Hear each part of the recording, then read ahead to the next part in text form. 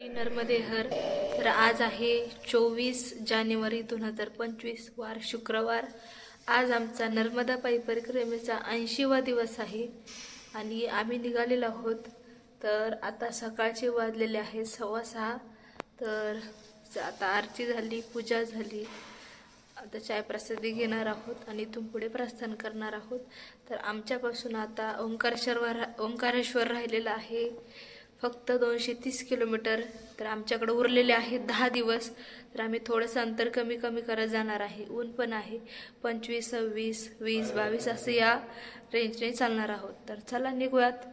काय अनुभव होतात, काय प्रसंग येतात. ऊन पण खूप जास्त वाढलेलं आहे. तर चला नर्मदे हर. चाललो होतो. तर जात असताना 1 ते 2 किलोमीटर अंतर चालून आलो. त्यानंतर एका बाबाजीने आम्हाला चाय प्रसादीसाठी आणि बालभोगसाठी हाक मारलेली आहे. तर आम्ही बसलेलो आहोत या ठिकाणी. आता बालभोग बनत आहे, थंडी पण आहे थोडीशी. तर बघा, हे बाबाजी आहेत, यांनी आम्हाला चाय प्रसादी आणि बालभोगसाठी थांबवलेलं आहे. तर परिक्रमावासी बसलेले आहेत. थंडी पण आहे सकाळची.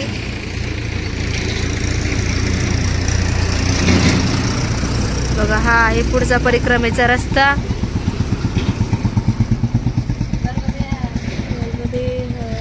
पावरा बाबा बघा, पावरा बाबाला थंडी वाजते. पावरा बाबा शाल घेतली अंगावर. त्यांनी आणलेले आहेत गरमागरम पोहे. तर आम्ही खातोय, तुम्ही पण या खाण्यासाठी. बघा, परिक्रमावासी त्याचा आनंद घेतोय. इकडे बघा, पावरा बाबा चांगले कसं सकाळी. तर चला या पोहे खायला. इकडे बघा, थंडी पण आहे, धुकं आहेत आज. बघा, अनिलजी यादव यांनी आम्हाला मस्तपैकी सकाळ सकाळी बालभोग खाऊ घातला, पोहे, चाय प्रसादी दिली. तर आता आम्ही निघतोय पुढे डोलरियाकडे. नर्मदे हर. तर ते प्रत्येकांची सेवा करतात. येणारे जाणारे परिक्रमावासी सकाळचं भोजन, सकाळचा नाश्ता असू द्या, दुपारचे भोजन प्रसादी असू द्या, किंवा या रस्त्याने जर उशीर झाला परिक्रमावासियांना जाण्यासाठी तर ते थांबवतात. आणि सांगितलं त्यांनी की काल रात्री 4 गुजरातचे परिक्रमावासी होते, त्यांनी थांबवलं होतं काल, आणि आज सकाळी ते निघून गेलेले आहेत. तर चला निरोप घेऊयात आपण त्यांचा. नर्मदे हर. आम्ही आलेलो आहोत भिलखेडी या गावातून चाललो होतो. तर हे जे बाबाजी आहेत त्यांनी आम्हाला चाय प्रसादीसाठी हाक मारलेली आहे. तर परिक्रमावासी बघा बसत आहे, छान वाटते. अजून 8 किलोमीटर अंतर चालायचं राहिलेलं आहे भोजन प्रसादीसाठी. तर थोडं आम्ही बसणार आणि मग निघणार आहोत. या काकांचं इथे हॉटेल आहे. परिक्रमावासी बसलेले आहेत चाय प्रसादीसाठी. घर आहे इथे त्यांचं. इथे बघा, खाली शेणाने सारवलेलं आहे आणि इकडे सारवलं की असं कडेला पांढरा कलर देतात. तर इकडे ही ताई आहे, ती कलर देत आहे. आता रोड पर्यंत सारवलेलं आहे.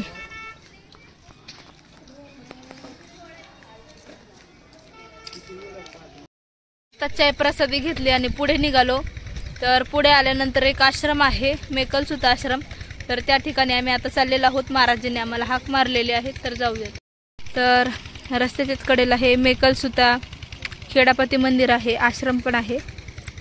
मागच्या वर्षी पण आम्ही याच ठिकाणी सकाळी थांबलो होतो. तर इथे बाबाजी आहेत, खूप छान असं सुंदर मार्गदर्शन करतात. तर आता जाणार आहोत. त्यांनी आम्हाला मागच्या रिक्वेस्ट केली होती की थांबून जा म्हणून, तर नाही थांबू शकलो. आता पुढे निघणार आहोत.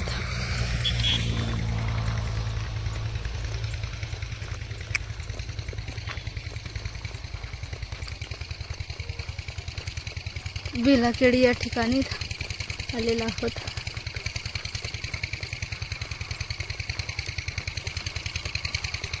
मागच्या वेळेस इथं काम चालू होतं, आता काम पूर्ण झालेलं आहे.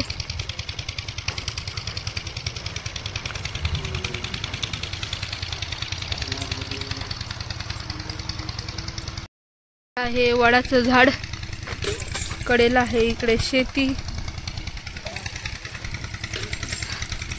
ते देव आहे. तिकडे आहे शिवशंकर. पिंड आहे.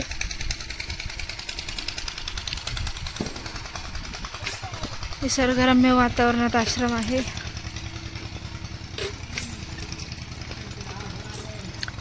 परिक्रमावासी थांबलेले आहेत उन्हाला. आज थोडंसं ऊन कमी आहे. तर मागे आश्रमामध्ये आम्ही चाय प्रसादी घेतली, थोडा वेळ विश्रांती केली आणि निघालेलो आहोत पुढे.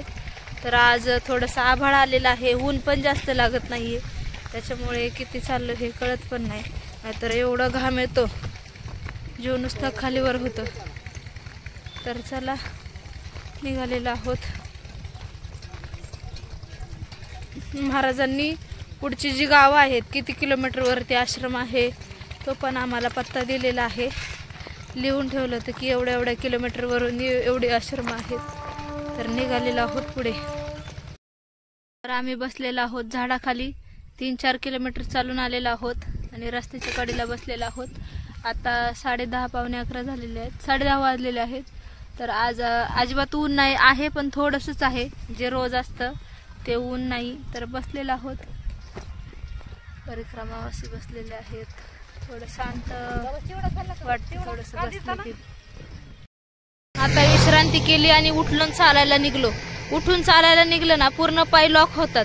मग असं सहज जर चालत राहिलं ना सारखं, मग 10 किलोमीटर चाललो काय आणि 12 किलोमीटर चाललो काय काहीच कळत नाही. पण असं जास्त वेळ बसलं 10-15 मिनिटं आणि उठून चालायला लागलो की मग त्रास होतो, चालवत नाही. थोडंसं म्हणजे 10-5 पावलं चालताना असं वाकडं तिकडं चालावं लागतं. पूर्ण पाय लॉक होऊन जातात ना. खालचे तळवे पण जाम होतात, दुखतात, असं रात्रीचे ठणकत राहतात. आणि आता जसं ओंकारेश्वर जवळ यायला लागले ना, आता बघा बॅगेत असं वजन 4-3.5-4 किलो, तरी पण एवढं जड लागते. कारण आमचे वजन कमी झाले ना, तब्येती कमी झाल्यामुळे ते सहन होत नाही. आणि त्यातले त्यात ऊन आहे आता, त्याच्यामुळे त्रास होतोय. तर चाललोय हळूहळू. अजून इथून 250-300 किलोमीटरवरती आहे ओंकारेश्वर. 10 दिवस आहेत आमच्याकडे, तर पोहोचून जाऊ आम्ही. तर आम्ही डोलरी या गावातून जात असताना इथे एक शोरूम आहे 2 व्हीलर गाड्यांचं. तर त्या बाबाजींनी आम्हाला हाक मारलेली आहे. ते म्हटले की भोजन प्रसादी करून जा. आम्ही 4च मूर्ती होतो. तर बघा माझ्या मागे हे शोरूम आहे इकडे, आणि इकडे आहे पाठीमागे त्यांचं घर. तर आम्ही भोजन प्रसादी इथेच करणार आहोत. आणि डोलरियामध्ये आश्रम नाही त्यांनी सांगितलं, तर इथेच भोजन प्रसादी करा. आता थांबतोय आणि भोजन प्रसादी करून परत पुढे निघणार आहोत. तर भोजन प्रसादी केलेले आहे. पुरी भाजी, वरण, भात, गुलाबजाम खाल्ले. त्यांचं हे समोर शोरूम आहे. तर आम्ही चालू होतो तर त्यांनी थांबवलं, भोजन प्रसादी खाऊ घातली. तर आता निघालेलो आहोत पुढे.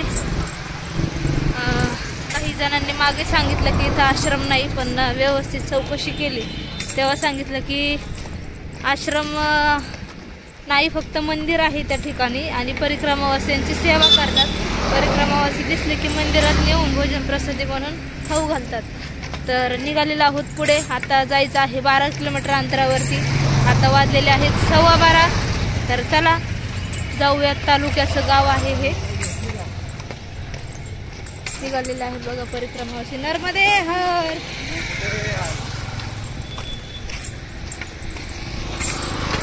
चाललंय आता हळूहळू चाललंय. डोलरी या गावातून आता आम्ही चाललो होतो. भोजन प्रसादी केली आणि मी आईला आणि बाबाजींना सहज म्हटलं की ते हॉटेलवाले काका जे बाबाजी आहेत, तर ते दरवर्षी प्रत्येक परिक्रमावासियांना थांबवतात. पण मला असं वाटलं कदाचित ही जागा नसेल, 100% तर ही जागा, पण कुठंतरी वाटलं असेल की ही जागा नसेल. तर थोडंसं पुढं आलो. हे टपरीत जे बाबा दिसतात त्यांनी लगेच हाक मारली. तर 100% झालं हेच ते लोकेशन आहे ज्या ठिकाणी थांबवतात. म्हणजे असे काही आठवणी आहेत मागच्या वर्षीच्या, की त्या ठिकाणी आले की लगेच समजून जातं की आपण इथे थांबलो होतो.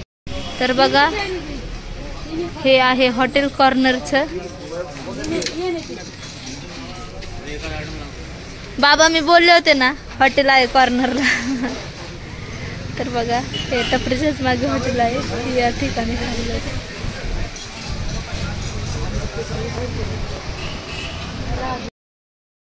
परिक्रमावासी चहा प्रसादी घेत आहेत. चहाचा एवढा वैताग आलाय.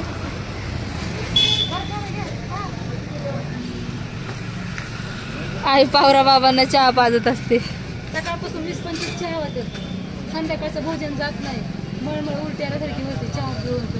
नाही पण कोणाला बोलू शकत नाही. नर्वदे आहात. आताच भोजन प्रसादी भेटतच नाही.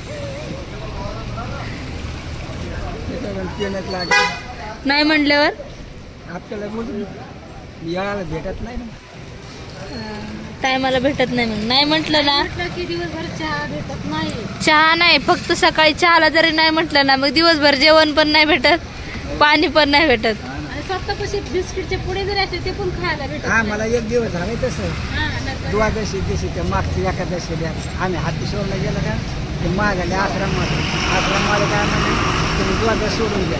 काय म्हणलं नाही पुढे द्वादश सोडू. अहो त्या दिवशी नाही भेटलं का आम्हाला 8 वर्ष काहीच नाही भेटलं. संध्याकाळच्या हा, संध्याकाळच्या 8. तर बघा चाय प्रसादी घेतलेली आहे आणि आता निघालेले आहोत पुढे. मी चाय प्रसादी घेत नाही म्हणून मला दिलेली आहे आवळा कँडी. मला आवडती खूप ती, मी खात असते तिकडे चाकणला. तर चला निघालेला आहोत, आता प्रस्थान केलं आहे पुढे. आता 11 किलोमीटर अंतरावरती आहे ज्या ठिकाणी आम्ही मुक्कामी थांबणार आहोत. 11 किलोमीटरवरती आहे. तर चला जाऊया. तर थोडंसं पुढे आलो आणि पुढे आल्यानंतर इथे होती संत्री विकायला, पेरू विकायला. तर पेरू मला आवडतात, तर या दादांकडून आम्ही अर्धा किलो संत्री पेरू घेतलेले आहेत विकत. बघा ताजे संत्री आहेत, इकडे पपई आहे, पेरू आहे. तर निघालेला आहोत पुढे. इथले आहेत फ्रुट्स आणि चालायला निघालेलो आहोत. ऊन जास्त आहे. आमचे पावरा बाबा मस्तपैकी देवाची भक्ती गीतं ऐकत चाललेले आहेत. बघा रस्त्याच्या कडेने चालते. तर काही जण कमेंट्समध्ये म्हणतात तुम्ही खाणं दाखवता, पिणं दाखवता, महात्म्यांचे दर्शन दाखवत नाही, परिक्रमा कशी असते त्याच्याबद्दल माहिती सांगा. तर हीच परिक्रमा आहे, हीच माहिती सांगते मी. जसं जसं मला अनुभव येईल किंवा जेवढं दाखवण्याचा मी प्रयत्न करते, म्हणजे जेवढं आहे तेवढं मी दाखवण्याचा प्रयत्न करते. तर चला, कारण की जेवढं आहे या रस्त्याने तेवढंच मी दाखवण्याचा प्रयत्न करते. कारण की आता आहे चालू कुंभमेळा. तर बरेचसे जे महात्मे आहेत, साधू संत सगळं गेलेले आहेत कुंभमेळ्याला. त्याच्यामुळे त्यांचे दर्शन होत नाहीये. रस्त्याने चाललेलो आहोत. तर रस्त्याने पण काही बरेचसे म्हणजे अशी संन्यासांचे आश्रम आहेत, ते गेलेले आहेत कुंभमेळ्याला. तर चाय प्रसादी लोक कशी सेवा देतात, कशी सेवाभावी वृत्ती असते हे दाखवते. आपल्या महाराष्ट्रात कसं आहे सांगू का, एकच पंगत घालायची आणि बोलून दाखवायचं आम्ही पंक्ती घालतो, हे करतो, ते करतो. पण इकडं गरीबातला गरीब माणूस असू द्या, हालाकीची परिस्थिती काहीकांची, पण एवढं प्रेमाने आणि आदराने खाऊ घालतात ना, म्हणजे सांगू शकत नाही शब्दामध्ये. पैशाने जरी गरीब असले ना तरी मनाने एवढे श्रीमंत आहेत ना, ते खूप छान वाटतं जेव्हा ते प्रेमानं आदराने बोलवतात. आपल्या इकडल्यासारखं महाराष्ट्रात नाहीये. घालतात काही जण, पण काही जण बोलून दाखवतात, तसं इकडं नाहीये. तर मी लोकांची सेवाभावी वृत्ती किती आहे, किंवा आम्ही चालताना आम्हाला किती आदराने बोलवतात. आता ज्यांना कोणाला परिक्रमा करायची असेल त्यांना तर अनुभव येईलच. काही जण बोलतात कमेंट्समध्ये की तुम्ही खायचं प्यायचं दाखवतात. ती सेवाच दाखवते ना, ते पण एक परिक्रमेचाच भाग आहे दाखवण्याचा. तुम्हाला पण त्रास नाही व्हावा. हा, ज्या ठिकाणी अन्नक्षेत्र नाही किंवा जिथं उपस्थित माणसं नाही किंवा काही असं आदिवासी एरिया किंवा काही ठिकाणी अन्नाची सुविधा नाहीये किंवा काही ठिकाणी गावाले स्वतःहून आपल्याला स्वयंपाक करून खायला घालतात, अशा ठिकाणी आपण थोडेसे गुळ शेंगदाणे, बिस्किटचे पुडे असे जरी ठेवले तरी चालतात. काही जण म्हणतात फक्त खायचं दाखवतात. आता परिक्रमेत चालायचं म्हटल्यावर खायचं दाखवावंच लागणार ना. ऊन आहे, वारा आहे, पाऊस आहे, सगळ्या गोष्टी दाखवायला लागणार. आता काही जण म्हणतात तुम्ही उन्हाचं दाखवता, खायचं दाखवता, बाकीचं परिक्रमेचं दाखवतच नाही. आता काय चालणार परिक्रमेत, आम्ही चालतोय, आश्रमात जातोय, थांबतोय, देव दिसतील दर्शन घेतोय, कोणी प्रसादीसाठी जेवणासाठी बोलवतं तिथं जातोय. तर हेच दाखवण्याचा प्रयत्न करते मी. याच्यापेक्षा काही वेगळं अजून बघते दाखवायला, पण काही होत नाही दाखवणं. तर चला, जेव्हा पाऊस पडला तेव्हा मी पावसाचं दाखवलं की परिक्रमावासियांना पावसामध्ये पण हे करावं लागतं. म्हणजे पाऊस जर आला तर तेवढं सावधानपणे चालावं लागतं, आश्रमामध्ये थांबून घ्यावं लागतं. आता मागच्या वर्षी आम्ही होतो तेव्हा काही पाऊस झाला नाही. परत थंडीचं पण मी तुम्हाला दाखवलं ना. आता ऊनही तेवढं दाखवणं गरजेचं आहे, कारण की माणूस सगळे ऋतू सहन करू शकतो, पण ऊन मात्र नाही, कारण की एवढं जड होतं चालायला. आणि या साईडला म्हणजे ऊन जास्त आहे. हा, जसं तो हे पावसाळा पण आहे आणि थंडी पण जास्त आहे. जेवढे धुकं पडले किंवा जेवढे कोहरा पडला, कोरा, धुक्याला कोरा बोलतात आपल्या इकडं, धुके बोलतात आणि या साईडला कोहरा बोलतात हिंदीमधून. तर जेवढं धुकं जरी पडलं तेवढी थंडी पण सुटणार, आणि पाऊस जेवढा पडला तेवढी थंडी सुटणार, आणि जेवढी थंडी पडेल तेवढंच उन्हाळा पण जाणवणार. आता आम्हाला उन्हाचे चटके बसत आहेत. अजून परिक्रमावासी पाठीमाग भरपूर परिक्रमावासी येतं. आम्ही 30 35 40 चाललो, पटकनी रस्ता उरकला म्हणजे, आणि पटकनी परिक्रमा करणं पण गरजेचे. हा बरोबर आहे, परिक्रमा अनुभव घेत यायची आहे. पण माझ्या मुलीचे आणि पटकनी परिक्रमा का करायची की अनुभव पण माझी मुलगी सांगायला गेली, आणि माझ्या मुलीचे पण पेपर आहेत. त्याच्यामुळं चला, जेवढे सेवा घडत तेवढे आम्ही प्रयत्न करतो. आणि चालायला आम्ही 40, कधी 42, कधी 35, कधी 32, कधी 33, 30च्या पुढं 25च्या पुढंच आम्ही जास्त करून चाललेलो आहात. आणि जेवढं दाखवायचे तेवढे प्रयत्न केले. इतके सुंदर असा हरभरा आला पण इथं खायला आलेला आहे, पण काय करायचं. आताशी कुठेतरी हरभऱ्याची भाजी खोडायला आलेली आहेत, मस्त हरभऱ्याला फुलं आलेली आहेत, गहू पण एवढं छान पेरलेलं आहे की मस्त पातळ पेर आहे, आणि गव्हाची पण, ह्या हरभऱ्याची पण एवढी पातळ पेर आहे. आपल्याकडं जास्त हरभरा होण्यासाठी किंवा जास्त गहू होण्यासाठी शेतकऱ्यांसाठी सांगन की पातळ जितके पेर तुम्ही पेरता तेवढा हरभरा छान येणार. आणि नर्मदे चला जाऊयात. ऊन पण वाढलेलं आहे खूप. आता पाठीमागे जे परिक्रमावासी आहे तर एवढंच म्हणणं आहे की मागे जर आता थंडी असेल तर लवकर चाला, 30 32 एवढं, कारण आता आपल्याला चालून सवय झालेली आहे. 30 किलोमीटर तर आपण काय 2, 2.5, 3 पर्यंत चालून येतो. तर थोडं असून पुढं येण्याचा प्रयत्न करा, कारण की हरदाच्या मागे 70-80 किलोमीटर, आणि बाबाई पासून तर जास्तच ऊन आहे, आणि हरदाच्या पुढे मुंडीपर्यंत भरपूर ऊन आहे. त्याच्यामुळे सकाळी चालण्याचा प्रयत्न करा. एवढंही सकाळी नका चालू की आपल्या महाराष्ट्राच्या लोकांना नावं ठेवलं जातं.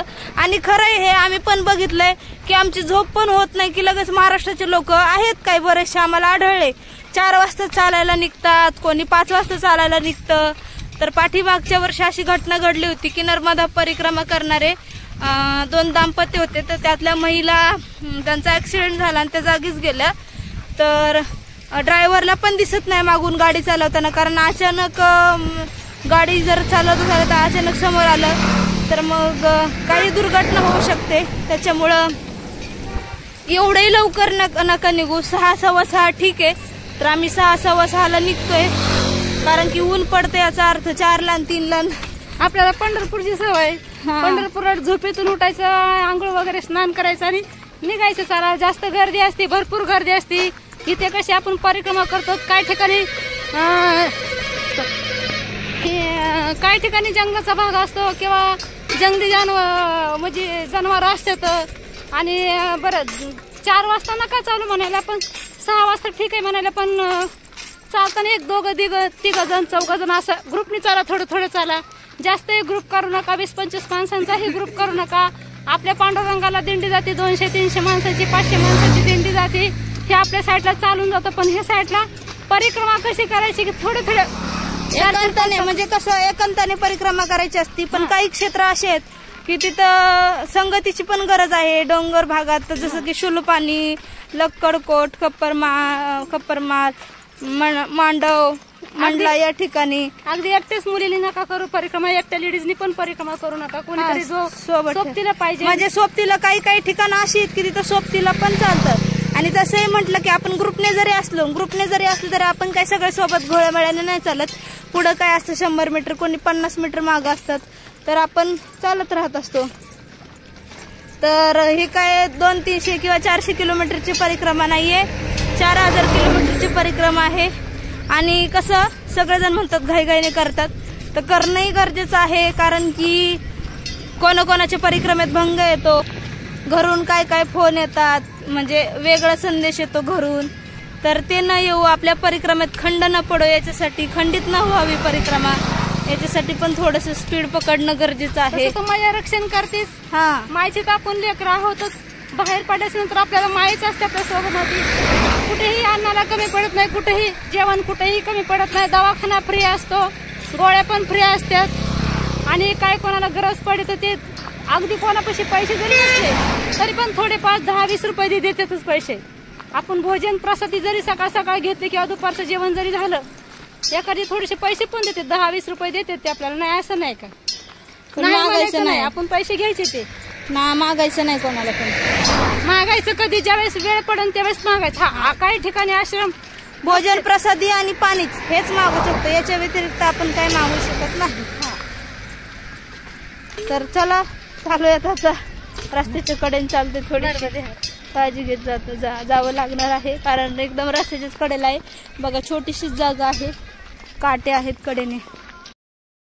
बसत आहोत लिंबाच्या झाडाखाली थंडगार हवेला, कारण की बघू शकता ऊन खूप जास्त झालेलं आहे आणि आम्हाला जायचं आहे फक्त 8.5 किलोमीटर. आता वाजलेले आहेत 1. तर बघा थोडंसं थंडगार हवेला बसणार, थोडंसं शांत होणार आणि मग निघणार आहोत पुन्हा. तर लिंबाच्या झाडाखाली बसले आणि बसल्या पेरू काढलाय. आता जेवण करून झालेले आहेत अर्धा-पाऊण तास. मला पेरू आवडतं, पेरू खात बसलेले आहे. हे आईला आज सकाळीच म्हटलं होतं, आई मला आज पेरू खाण्याची इच्छा झालीत म्हटलं. तर मैयाने बघा समोर येऊन पेरू दिले. ते अनुभव आहेत मैयाचे. आई इकडे, आज रस्त्याने चाललं मी तुला काय म्हटलं, मला काय खावडले होते? पेरू. हा, आज मैयाने समोर येऊन दिले पेरू. कारण मी बऱ्याच वेळा बघण्याचा प्रयत्न केला. काल पण आम्ही फ्रुट्स बघितले ना, तिथं पेरू विकायला नव्हते. असं चाललं होतं, सकाळी 7-7:30 वाजले होते ना. आईला म्हटलं आई मला पेरू खावडले. म्हणजे जी इच्छा असेल, खाण्याची असू द्या, पिण्याची असू द्या, कोणत्याही गोष्टीची तुम्ही जर मनातून इच्छा केली ना, मैया ती आज नाही, उद्या नाही, परवा मात्र नक्कीच पूर्ण करते. हा अनुभव आहे मैयाचा, कारण आपण मैयाच्या खुशीत आहे ना आता. आणि खरंच येऊन पहा, परिक्रमा करून पहा. नसेल कोणाला त्रास असेल शुगरचा, बीपीचा किंवा गुडघ्यांचा त्रास असेल किंवा पायाचा त्रास असेल तर तुम्ही गाडी पण करू शकता. आणि इच्छा असेल तरी माझी मुलगी दाखवतच आहे तुम्हाला, तिथून पण करू शकता. जास्त वयाची माणसं असतील तर जागीच बसून करू शकता. कारण आता तुम्ही देवाला, वयोवृद्ध माणसाने देवाला पण हात घालून जागीच ठायची बसून करा एकचित्त असं सांगन मी की एका जाग्या बसून ते पण करू शकता, बघू पण शकता. आणि नंतर कसं आहे, आता माझं जरी वय, मला पण जरी म्हातारपण किंवा माझं जरी वय होत चाललं, त्याच्यानंतर मी पुढे येऊ शकते, नाही येऊ शकते, माझं शरीर मला साथ देतं, मी चालू शकते, माझ्या गुडघ्याला त्रास नाही, काही असं मी पण म्हणू शकत नाही का मी मला बीपी, मला शुगर, मला काहीच नाही असं पण करू शकत नाही. जे कर्मात असेल ते होऊन जाईल. नर्मदे. पेरू खाऊयात, या तुम्ही पण खायला. तर बसलेला आहोत बाबळीच्या झाडाखाली विश्रांतीला. थोडा वेळ विश्रांती करणार आहोत, कारण उन्हातून चालत आलेलो आहोत 3 किलोमीटर. एवढं जास्त ऊन झालेलं आहे, थोडं चालतंय थोडं बसतंय, थोडं चालतंय थोडं बसतंय, पूर्ण हीट होऊन जाते अंगात. तर तिकडे बघू शकता आश्रम आहे पलीकडे, पण आता वाजलेले आहेत 2, तर त्याच्यामुळे थांबणार नाही. अजून 5 किलोमीटर पुढे जाणार आहोत. तर परिक्रमावासी बसलेले आहेत बघा. नर्मदे यार.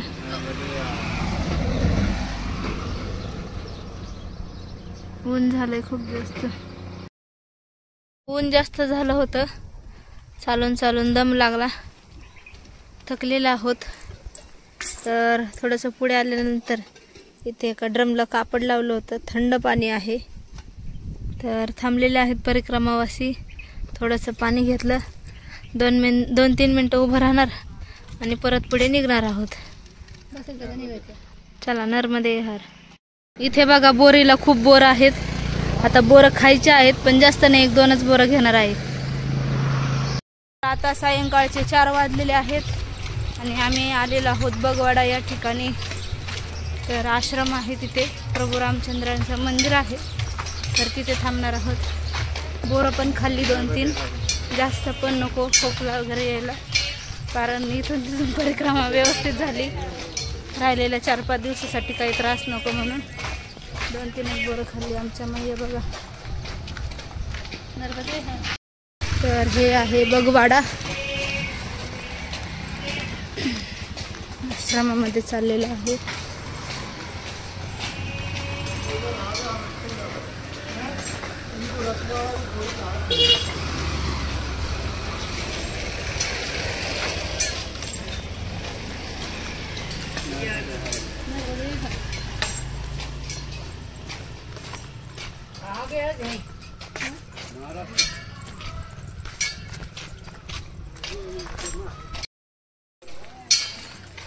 तर आश्रम आहे या ठिकाणी. तर बघा आम्ही बगवाडा या ठिकाणी आलेलो होतो, पण मंदिराच्या बाहेर इथं झोपण्यासाठी सांगत होते. पूर्ण घर आहेत, रात्रीला थोडीशी भीती वाटते, त्याच्यामुळे आम्ही समोर निघतोय. बाहेर झोपणे योग्य नाही वाटत, कारण मागे पण आश्रम आहे, पण त्या आश्रमात आसन न लावू देता डायरेक्ट बोलले की इथेच लावा. त्याच्यामुळे आम्ही रिस्क न घेता पुढे 4-5 किलोमीटर जात आहोत. तर निघालेले आहेत परिक्रमावासी. आता वाजलेले आहेत 4. तर आम्ही आता चाललेलो आहोत राम मंदिर भिलटदेव या ठिकाणी.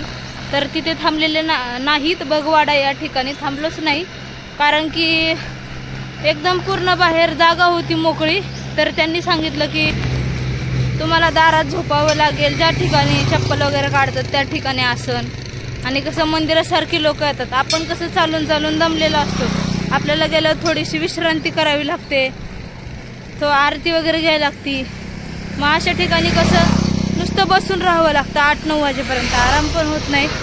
आणि बाहेर होतं उघड्यावर, पाठीमागे पण आश्रम होता. आम्ही त्यांना म्हटलं आम्ही तिथं आसन लागतो, फक्त एका रात्रीचाच प्रश्न आहे. तर त्यांनी डायरेक्ट मना केलं की नाही, म्हटले नाही लावता येणार आसन, तुम्हाला थांबायचं असेल तर इथंच थांबा. म्हटलं मग अजून 4 वाजले होते, 4.5 किलोमीटर आश्रम आहे, आपण जाऊ शकतो. तर आम्ही निघालेलो आहोत पुढे घाईघाईने. परिक्रमावासी बघा मागून येत आहे. तर चला जाऊयात भिलटदेव या ठिकाणी. तर आम्ही चाललेलो आहोत भिलटदेव या ठिकाणावरून. तर आता आमची एनर्जी डाऊन झालेली आहे, तुम्हाला आमच्या चेहऱ्यावरून दिसत असेल, कारण सकाळी 6 वाजल्यापासून चालतोय. आत्ता पण वाजलेले आहेत 5:30 पावणे 6 झालेले आहेत.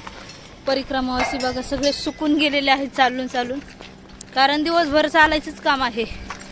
5 मिनटं 4 मिनटं 10 मिनटं विश्रांती करायची आणि चालत राहायचं पुढे. तर राहिलेलं आहे अजून 2-2.5 किलोमीटर, जाऊयात. आता वाजलेले आहे 5:30. चालून चालून एवढी एनर्जी डाऊन झाली आहे की ताकदच नाही पुढे जाण्यासाठी. पाय एवढे भयंकर जाम झालेले आहेत, कारण दिवसभर उन्हातून चालत यावं लागतं ना. आज थोडंसं लेट झालं होतं, 6:15 6:30 झाले होते निघायला. की भयंकर पाय दुखत, सांगू शकत नाही मी शब्द. तळवे असे खालचे पाय जळजळ जळजळ करतात. आपको देखने में आनंद आ रहा है मगर इधर आके देखो. खरंच बघायला चांगलं वाटतं, पण कसं म्हणतात कष्टाशिवाय पण फळ भेटत नाही, हे कष्ट घ्यावे लागतात परिक्रमा. मैयाने तर डायरेक्ट धाडकन बॅग टाकून दिलेली आहे, पाय दुखत आहेत, बसलेत. काय करणार परिक्रमावासी, पाय एवढे डेंजर दुखत आहेत ना, अरे देवा. सकाळपासून चालतोय हो आम्ही, सकाळपासून जवळजवळ 6 वाजल्यापासून चालतोय. थोडं थोडं बसत जवळजवळ दिवसभर आम्ही 1 तास बसत असेल. 1 तास म्हणजे कसं, अर्धा तास जेवणासाठी, त्याच्यानंतर भोजन बनेपर्यंत, त्याच्यानंतर 10 मिनटं बसायचं, 10 मिनटं बसायचं, जास्तीत जास्त 1.5-2 तास बसत असं. पण बाकीचे सगळे तास कंटिन्यू चालायला लागतंय. आता पाय एवढे विसावलेत आणि भयंकर दुखतात.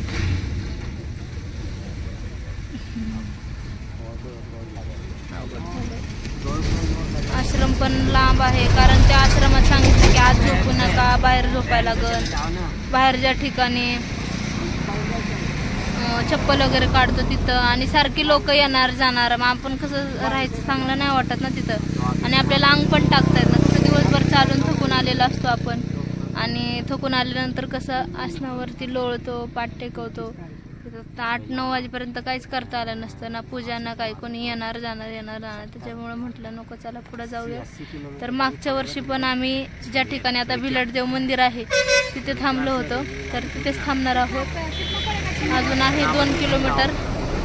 तर चला, आम्ही आलेलो आहोत जितेंद्र ढाबा धरमकुंडी या ठिकाणी.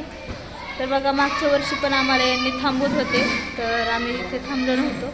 तर यावर्षी आम्हाला जायचं होतं श्याम ढाबा या ठिकाणी, पण परत इथे थांबवलेलं आहे. तर बघा, आसन लावलेलं आहे. आता आम्ही आराम करणार आहोत. तर आल्यानंतर आम्ही टाकलेलं आहे आसन. खूप जास्त दमलेलो आहोत आम्ही. ज्या आम्हाला पुढे जायचं होतं 2 किलोमीटरवरती श्याम ढाबा या ठिकाणी, तर तिथे न जाता आम्ही थांबलेलो आहोत जितेंद्र ढाबा या ठिकाणी. त्यांनीच आम्हाला हाक मारलेली आहे आणि थांबवलेलं आहे. तर आल्यानंतर बॅग वगैरे ठेवली, आसन लावली त्यांनी, गाद्याने उशी दिलेली आहे. आता आमच्या मैया चाललेल्या आहेत कपडे धुण्यासाठी.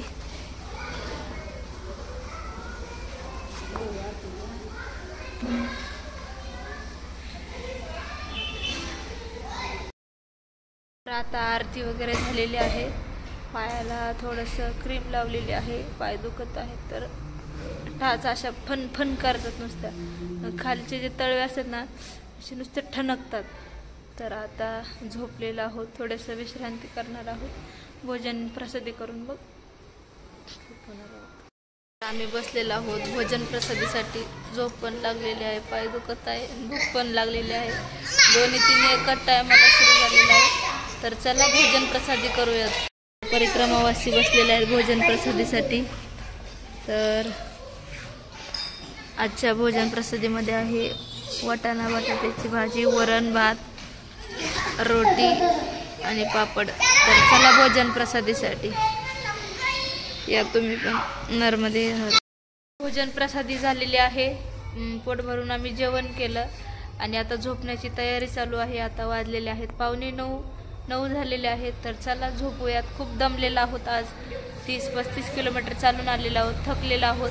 आता विश्रांती घेणार आहोत. तर आजचा व्हिडिओ तुम्हाला कसा वाटला? व्हिडिओ आवडला असेल तर व्हिडिओला लाईक करा, शेअर करा, सबस्क्राईब करा, कमेंट करा. भेटू आपण नेक्स्ट व्हिडिओमध्ये. नर्मदे हर.